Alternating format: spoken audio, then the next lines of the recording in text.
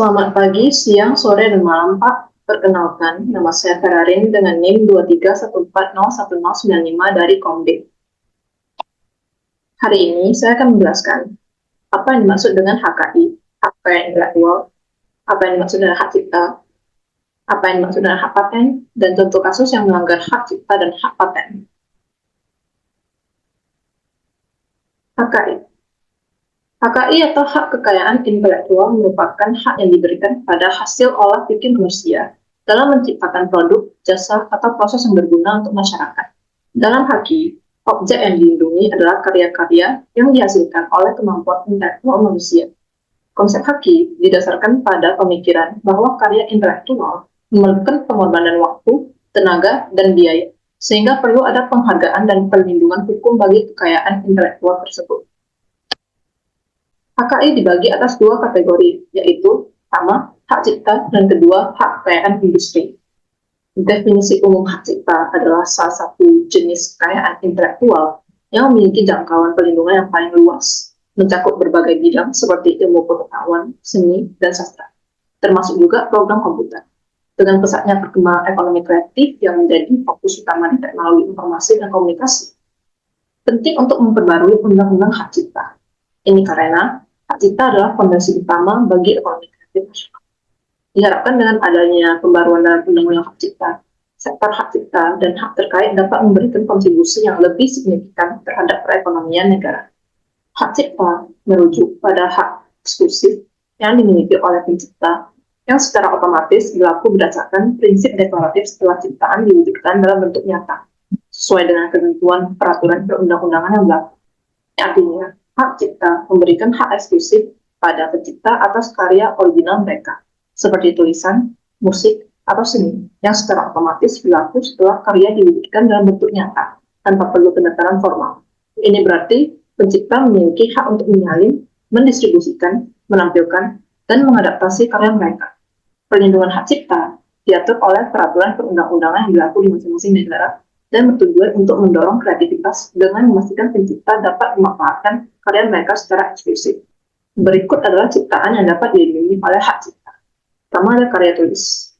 Biasanya disajikan dalam bentuk buku, program komputer, pamflet, atau letak karya tulis yang diterbitkan, dan hasil karya tulis lainnya. Selanjutnya ada presentasi verbal, yaitu drama, kuliah, pidato, serta ciptaan serupa. Selanjutnya ada alat peraga pendidikan.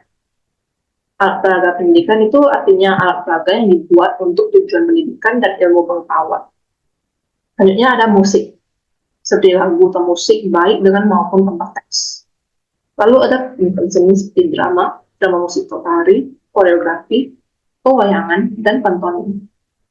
Seni rupa, semua bentuk seni rupa seperti lukisan, gambar, ukiran, kaligrafi, patung, kolase, dan seni terapan. Selanjutnya arsitektur, yang biasanya disajikan dalam bentuk desain arsitektur.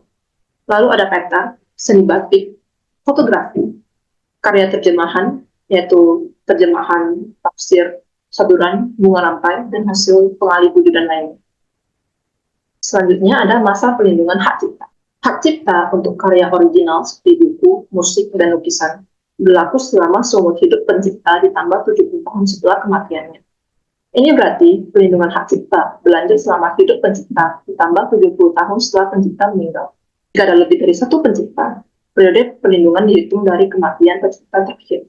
Setelah periode ini berakhir, karya tersebut memasuki domain publik dan dapat digunakan tanpa izin. Kedua, ada program komputer. Hak cipta untuk program komputer berlaku selama 50 tahun sejak pertama kali dipublikasikan. Perlindungan hak cipta untuk perangkat lunak dimulai dari tanggal pertama kali perangkat lunak tersebut dipublikasikan. Jika perangkat lunak tidak dipublikasikan, perlindungan bisa berlaku selama 50 tahun sejak diciptakan. Setelah periode ini, perangkat lunak memasuki domain publik. Ketiga, ada pelaku atau artis pertunjukan. Hak cipta untuk kinerja atau pertunjukan oleh pelaku seperti aktor, penyanyi, atau penari berlaku selama 50 tahun sejak pertama kali pertunjukan tersebut disiarkan atau direkam. Hak cipta untuk pertunjukan mulai berlaku dari tanggal pertama kali pertunjukan tersebut dilakukan, disiarkan, atau direkam. Setelah periode ini berakhir, pertunjukan tersebut memasuki domain publik. Keempat, ada produser rekaman. Hak cipta untuk rekaman suara seperti album musik berlaku selama 50 tahun sejak rekaman tersebut pertama kali dibuat. Perlindungan hak cipta untuk rekaman suara dimulai dari tanggal rekaman pertama kali dibuat dan bertahan selama 50 tahun. Jika rekaman tersebut dipublikasikan sebelum periode tersebut berakhir, perlindungan bisa diperpanjang hingga 70 tahun setelah publik lembaga penyiaran. Hak cipta untuk program siaran oleh lembaga penyiaran seperti televisi dan radio berlaku selama 20 tahun sejak program pertama kali disiarkan. Perlindungan hak cipta untuk program siaran dimulai dari tanggal pertama kali program tersebut disiarkan ke publik. Setelah 20 tahun, program tersebut tidak lagi dilindungi oleh hak cipta dan bisa digunakan tanpa izin. Peraturan ini bertujuan untuk memberikan perlindungan yang memadai bagi pencipta dan produsen karya, sementara juga memastikan bahwa karya-karya tersebut akan memasuki domain publik setelah periode tertentu, memungkinkan penggunaan dan akses yang lebih luas oleh masyarakat. Selanjutnya ada hak kekayaan industri. Hak kekayaan industri adalah bagian dari hak kekayaan intelektual yang melindungi inovasi dan kreativitas di bidang industri dan perdagangan. Tujuan utama dari hak kekayaan industri adalah untuk memberikan perlindungan hukum terhadap penemuan teknis desain, merek dagang, dan bentuk-bentuk kekayaan industri lainnya, sehingga memberikan insentif bagi inovasi dan memastikan keadilan di pasar. Hak kekayaan industri terbagi atas paten, merek dagang atau trademark, desain industri atau industrial design, keempat rahasia dagang atau trade secrets, dan terakhir ada desain tata letak sirkuit terpadu atau layout design of integrated circuit. Saya akan memfokuskan satu bidang hak kekayaan industri, yaitu paten. Definisi paten adalah pemberian hak eksklusif kepada penemu untuk mengendalikan penggunaan invensi di bidang teknologi selama periode tertentu. Penemu dapat memilih untuk menjalankan invensinya sendiri atau memberikan izin kepada pihak lain untuk melakukannya. Secara keseluruhan, paten memberikan perlindungan hukum yang memungkinkan penemu untuk memanfaatkan invensi mereka secara eksklusif dan mengontrol bagaimana invensi tersebut digunakan oleh orang lain, sambil mendorong inovasi dan pengembangan teknologi dengan memberikan insentif untuk menciptakan penemuan baru. Selanjutnya ada invensi. Invensi adalah konsep yang dikembangkan oleh penemu untuk menyelesaikan masalah tertentu dalam teknologi. Ini bisa berupa penemuan baru, proses, atau perbaikan dan pengembangan dari produk atau proses yang sudah ada. Selanjutnya ada paten sederhana.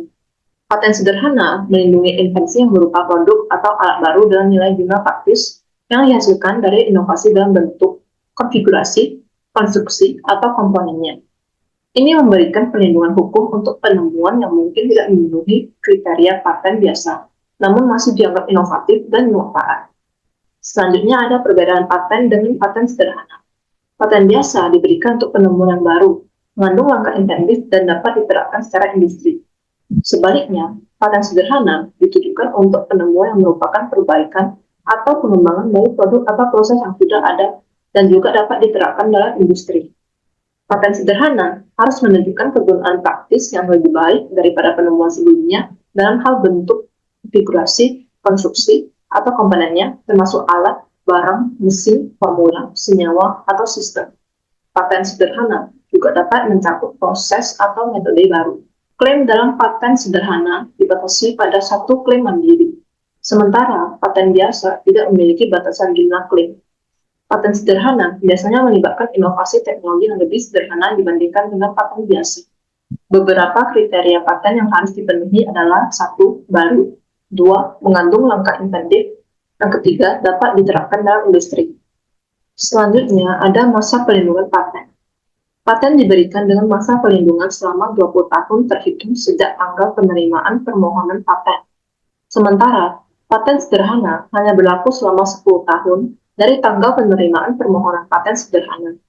Paten memberikan hak eksklusif kepada pemegangnya untuk mengendalikan penggunaan, produksi, dan penjualan dari penemuan atau inovasi tersebut. Sedangkan paten sederhana seringkali mencakup penemuan yang kurang kompleks dan memiliki proses pemeriksaan yang lebih singkat. Untuk proses pengajuan paten, penemu harus mengajukan permohonan paten yang mencakup deskripsi lengkap mengenai penemuan, klaim paten, dan seringkali gambar atau diagram. Permohonan paten akan diperiksa oleh kantor paten untuk memastikan bahwa penemuan memenuhi semua syarat paten. Selanjutnya ada contoh kasus pelanggaran hak cipta. Di sini kita memiliki kasus hak cipta Agnes Mo. Ari Bias, yang merupakan pencipta lagu Bilang Saja, yang sudah dirilis sejak tahun 2003, menuntut Agnes Mo yang menyanyikan lagunya tanpa izin.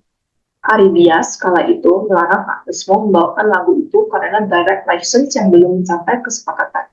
Direct license merupakan kontrak yang dibuat komposer dengan syarat dan ketentuan tertentu atas penggunaan musik ciptaan mereka. Itu merupakan cara biar komposer mendapatkan lebih banyak porsi dari royalti penggunaan lagu. Lebih lanjut, Ari Bias meminta ganti rugi sebesar 1,5 miliar rupiah pada Agnes Mo soal dugaan pelanggaran hak cipta itu. Dia mengaku sudah melempar somasi, tapi tidak mendapat tanggapan. Ari Bias pun melaporkan Agnes Mo ke polisi yang tercatat dalam nomor LPB 202 6 2024 Barreskrim Polri. Selanjutnya, ada contoh kasus pelanggaran hak paten. Di sini ada kasus hak paten Apple. Pengadilan di Amerika Serikat memerintahkan Apple untuk membayar denda sebesar 506 juta dolar kepada Wisconsin Alumni Research Foundation atau WARF karena melanggar hak paten terkait teknologi prosesor komputer. Perselisihan ini dimulai pada tahun 2015 ketika Apple diperintahkan untuk membayar 234 juta dolar untuk lisensi paten milik University of Wisconsin Madison. Apple membantah pelanggaran dan mengklaim paten tersebut tidak sah. Teknologi yang dipermasalahkan adalah predictive circuit yang meningkatkan performa prosesor dengan memprediksi instruksi pengguna. Apple berencana mengajukan banding atas putusan tersebut, namun belum ada pernyataan resmi dari perusahaan mengenai langkah selanjutnya. Terima kasih atas perhatian dan waktu yang telah Anda berikan selama presentasi ini. Mohon maaf jika ada kata-kata atau informasi yang kurang tepat selama presentasi. Saya berharap informasi yang telah disampaikan dapat bermanfaat bagi Anda. Terima kasih.